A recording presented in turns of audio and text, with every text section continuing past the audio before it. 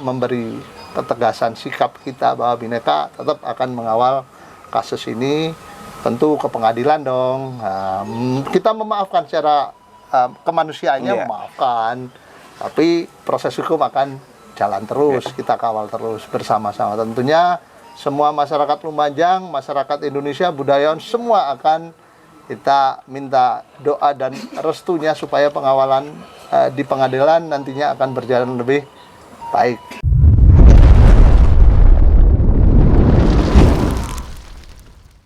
Assalamualaikum warahmatullahi wabarakatuh.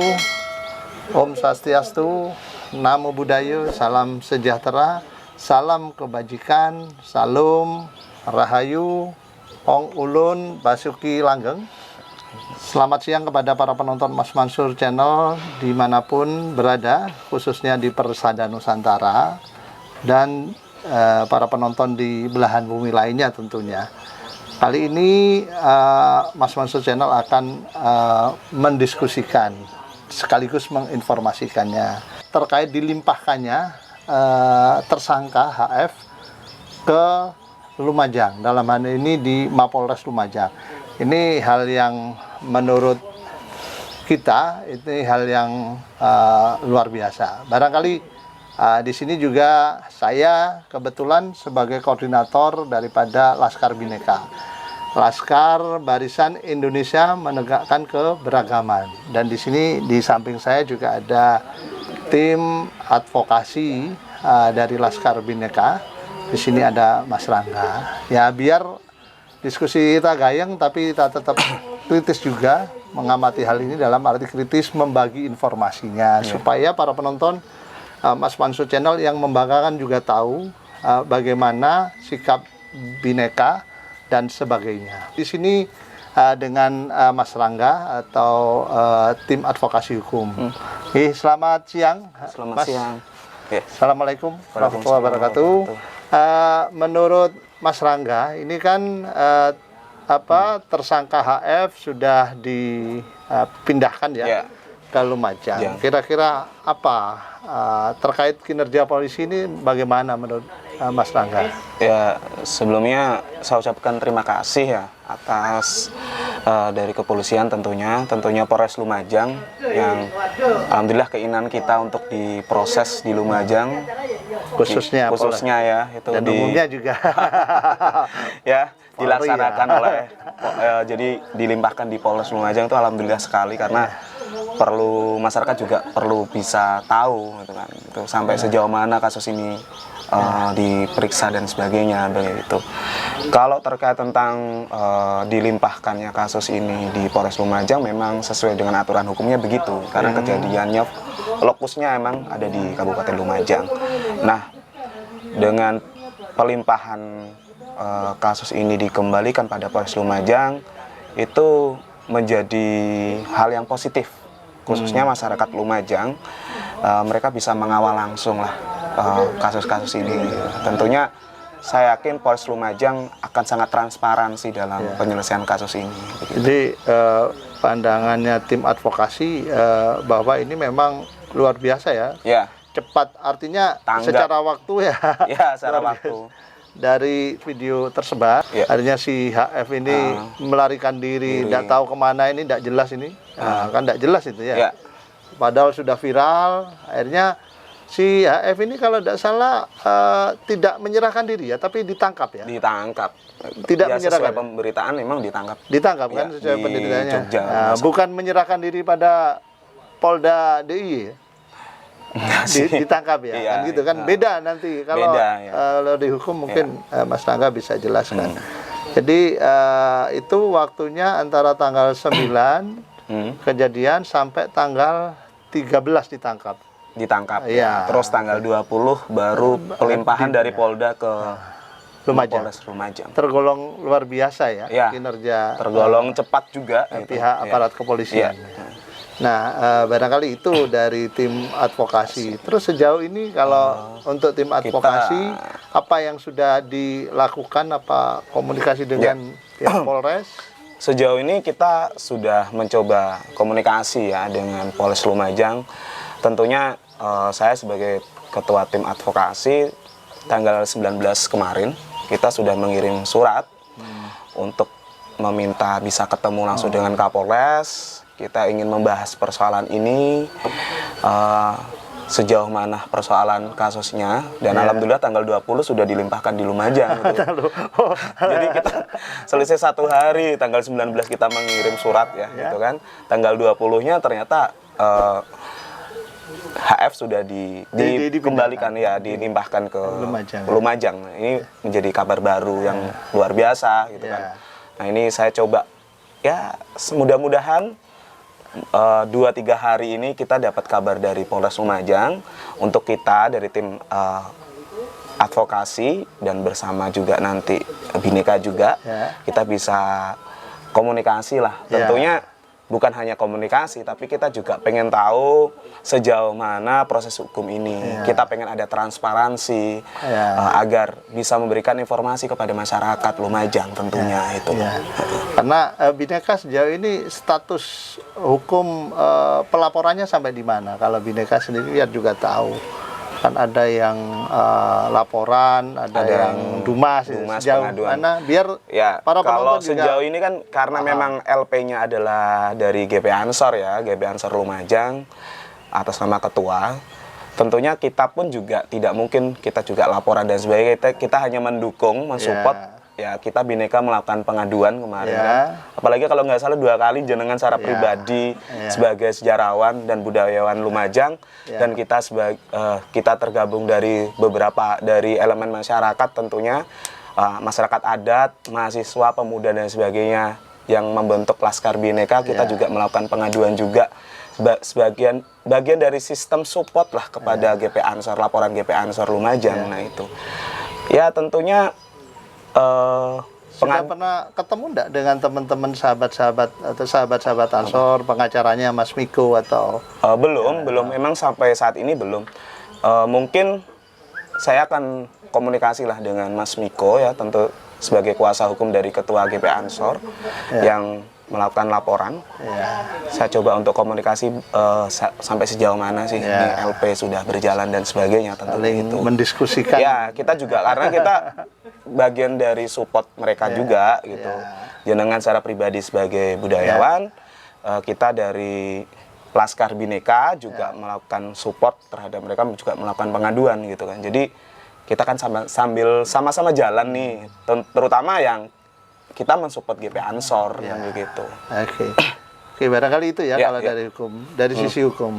Barangkali kita, saya sebagai koordinator Laskar Bhinneka, perlu diketahui juga bahwa Laskar Bhinneka, saya sendiri secara pribadi itu ceritanya kan Sabtu itu kejadian itu Mas. Sabtu itu kejadian. Jam 11 malam saya memberi pernyataan yang awal jadi biar paham juga posisi saya sebagai pribadi dan Bhinneka gitu kan. Jadi jam 11 malam saya sebagai pribadi, sebagai budayawan, saya memberi pernyataan yang cukup keras saat itu. Terus itu hari Sabtu malam, jam 2 antara jam 11 sama jam 12 hari Minggu itu saya datang ke Polres. Jadi saya datang ke Polres untuk melaporkan. Ya meskipun saat itu memang Polres masih tutup dan sebagainya, tapi mungkin paling tidak saat itu saat itu paling tidak supaya publik tahu bahwa di Lumajang ini sudah ada orang yang bersikap. Nah, alhamdulillah kalau minggu paginya Cak Torik sudah ngomong juga di Kompas itu kalau tidak salah ya. Saya Sabtu siang sudah melaporkan. Dan Senin saya kembali melaporkan jam 12 itu ketemu dengan tim GP Ansor. Ada Gus Noval itu sahabat saya, ada Mas Miko kuasa hukumnya, Gus Noval itu ketua GP Ansor Lumajang.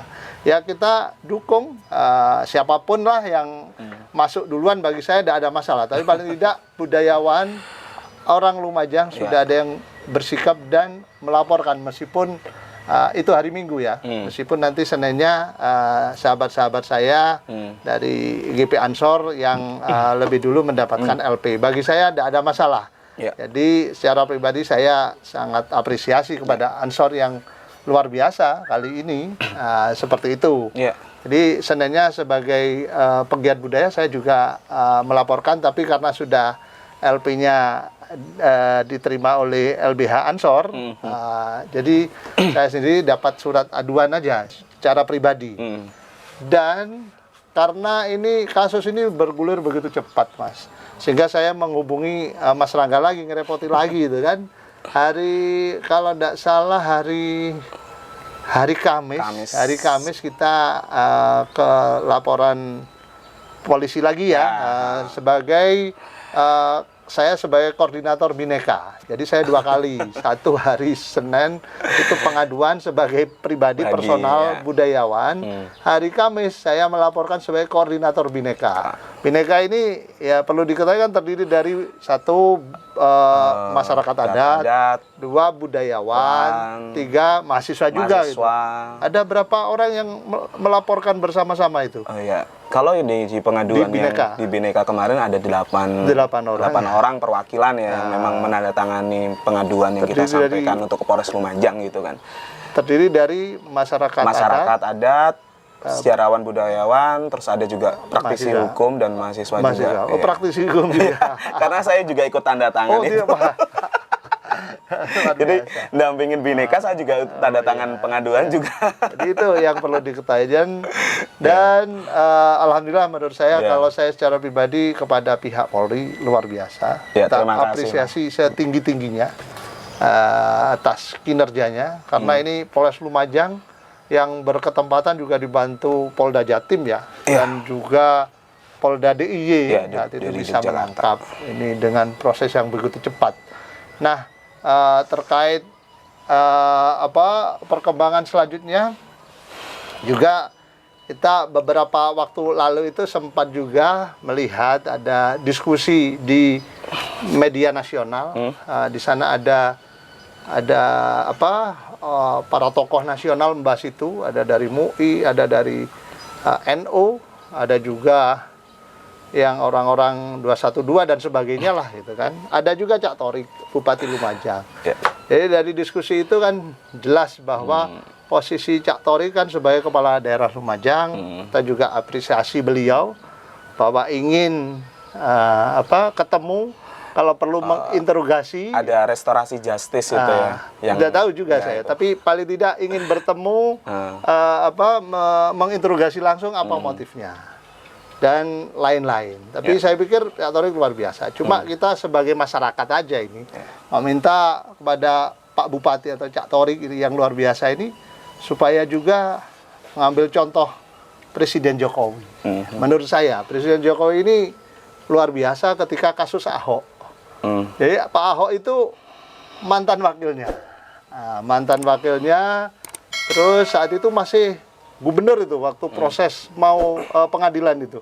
Tapi Pak Jokowi berposisi beliau presiden, tidak mau intervensi hukum, tidak mau diserahkan. Tapi perkara minta maaf ya minta maaf. Tapi seperti itu. Jadi saya pikir Cak Torik akan lebih paham lah. Dan kita sebagai masyarakat Lumajang juga ini, budayawan maupun koordinator Bhinneka, kita juga mintalah Cak Torik sebagai bupati juga permintaan maaf dikumpulkan saja elemen budaya, elemen adat, elemen kalau memang ada yang masyarakat agamawan misalnya itu ya dikumpulkan, tapi tentu saja tidak akan membuat intervensi hukum gitu ya kayak Pak Jokowi. Itu yang kita inginkan, bahwa Cak Torik sudah luar biasa. Kita akan dukung apapun, yang penting kalau permintaan maaf ya sebagai manusia, sebagai kawan sesama gitu ya, sebagai sesama anak bangsa. Barangkali kalau memang khilaf ya enggak apa-apa, tapi kasus ini jalan terus seperti itu menurut kita Bhinneka. Karena contoh dari presiden kita Pak Jokowi luar biasa. Tentu Cak Torik sudah paham juga, karena Cak Torik dengan Pak Jokowi ini kan satu nafas ini. Negara Kesatuan Republik Indonesia. Juga mengingatkan gini Mas Mansur. Kita ngomong, saya sebagai dari tim advokasi juga mau menyampaikan juga ya. Yang kemarin di diskusi yang di salah satu TV nasional itu kan juga ada sebuah wacana yang namanya restorasi justice itu ya itu. Ya mungkin kalau saya cuma sebagai, kita ngomong sebagai kaidah hukum saja sih, itu hanya sebagai pengingat saja bahwa restorasi justice itu hanya dilakukan untuk tidak pidana tertentu, salah satunya ada tidak pidana ringan gitu kan. Kalau memang dikenai pasalnya 156, 158 itu kan ancaman antara 4 tahun lah gitu kan. Itu kan berarti kan bukan masuk dalam tidak pidana ringan gitu. Berarti kalau menurut kaidah hukum nggak bisa juga untuk ringan itu berapa ancaman. Kalau di pidana ringan itu seingat saya itu sekitar 3 bulan. 3 bulan. Ancaman kalau 3 ini bulan. Sudah lebih gitu kan. Kalau melihat dari pasal yang dikenakan 156, 158 berarti sekitar 4 tahun, ancaman 4 tahun penjara berarti tidak masuk pidana ringan. Jadi kalaupun itu wacana restorasi justice, ya mohon untuk dipertimbangkan lagi kaidah-kaidah hukumnya lah itu. Cara hukumnya itu. Jadi agar masyarakat juga tidak bingung ya gitu kan gitu. Kalau kita itu dari tim advokasinya. Kalau kita dari Bhinneka ya meminta itu saja dari Cak Thorik sebagai Pak Bupati, minta bahwa Lumajang sudah luar biasa Pak Bupatinya, monggo seperti Pak Jokowi di masa Ahok. Tekanan luar biasa tapi Pak Jokowi tidak. Kan gitu. Tidak ada intervensi hukum karena hukum adalah yang paling tinggi bagi kita apresiasi dan kita akan dukung, tidak hanya bicara-bicara ini. Nanti kita akan datang ke Pemkab kemarin kita datang di DPRD juga luar biasa, ketua dewan dan para wakilnya ya. Suatu saat nanti kita akan memberikan dukungan, tidak hanya tertulis tapi juga dukungan secara langsung ya kepada Pak Bupati. Seperti itu barangkali. Gitu ya, Mas. Siap. Terima kasih banyak tim advokasi yang sudah capek-capek bisa nemeni saya siang ini. Dan kepada para penonton Mas Mansur Channel dimanapun berada yang membanggakan, terima kasih sudah setia mengikuti channel ini. Saya di sini sebagai koordinator Bhinneka memberi ketegasan sikap kita bahwa Bhinneka tetap akan mengawal kasus ini. Tentu ke pengadilan dong. Kita memaafkan secara kemanusiaannya, memaafkan. Tapi proses hukum akan jalan terus, kita kawal terus bersama-sama. Tentunya semua masyarakat Lumajang, masyarakat Indonesia, budayawan, semua akan kita minta doa dan restunya supaya pengawalan di pengadilan nantinya akan berjalan lebih baik. Barangkali itu dari Bhinneka ya Mas ya. Siap. Terima kasih banyak pada para penonton. Mungkin seperti itu. Wassalamualaikum warahmatullahi wabarakatuh. Om Santi Om. Namo Buddhaya, salam sejahtera, salam kebajikan, rahayu, Hong Ulun Basuki Langgeng. Basuki. Berjumpa lagi dalam acara diskusi berikutnya.